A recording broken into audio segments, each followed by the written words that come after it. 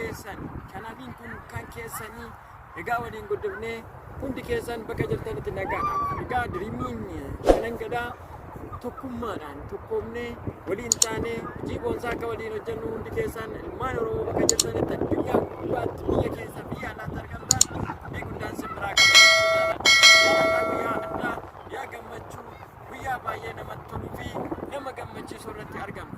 Akkasuma egaa guyyaa har'aa hundi keenya ganamaa kaasnee amma galgalaatti wanta haaraa, wanta gaarii, wanta baay'ee namatti tolu dabarsinee yeroo kanarra keenya eegna.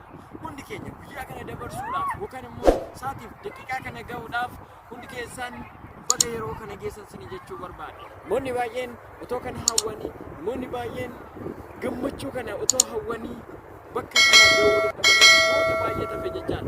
Sinis immoo bakka yeroo fi saatii fi daqiiqaa kana keessan fayyaa fi jaalalaa keessan sinii jechuu barbaada. Hundi keessan bakka jirtanitti immoo nagaa fi jaalalli tokkummaan argachuun siniif haa baay'atu jechuu barbaada.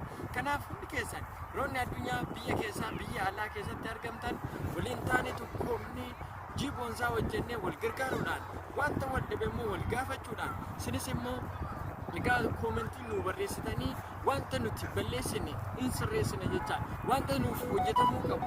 Egaa chaanaaliin kun kan jireenya keenyaaf yookaan immoo gara fuulduraatti jiboonsaa waliin hojjennee wanta gaarii ta'e amnu abdii guddaan qabu. Diriimiin egaa shanan gadaa tuubii ilmaan Oromoo qabeenyaan jaalalaan tokkummaadhaan hojjetanii jiboonsaa akka hojjetaniif tokkummaadhaan dhaabbatee jira. Kanaaf hundi keessan shanan gadaadhaan warroonni haaraa taatan immoo kabajaan jaalalaan warroonni durtan laayikii gochuudhaan warroonni kaan immoo sabiskiraayib gochuudhaan maatii shanan gadaa ta'uun hin dagatinaa isiniin jedhu. Egaa diriimiin shanan gadaa hundi keessan namni kamiyyuu jireenya isaa keessatti gaafa tokko jedhee uumamu diriimii mataa isaa danda'e inni qaba jechaadha. Abjuu mataa isaa akka danda'e.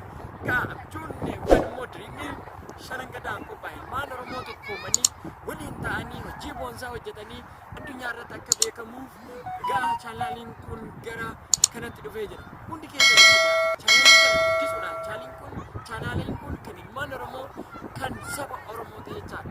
Kanaaf hundi keessan immoo chaanaalii kana waliin guddisnee irratti immoo wanta barbaade walumaan waan Oromoo barbaachisu asirratti immoo jireenya namaa gara fuulduraatti egaa hundi keenya dhala namaa taane jireenyi milkaa'inaa nu barbaachisa jechaadha. Kanaaf dhala namaatiif milkaa'inni jijjiiramni wanta barbaachisuuf hunda keenya immoo ni barbaachisa.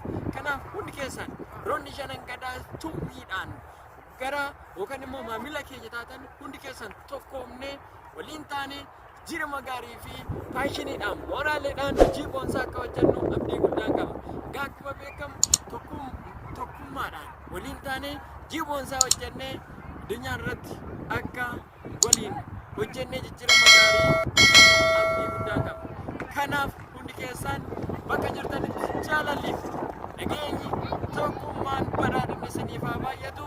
Turtii gaarii see you as a top. Bakka milkaa'inaa takkan sin argu abdii guddaan qaba. Bye bye. Like, share, subscribe.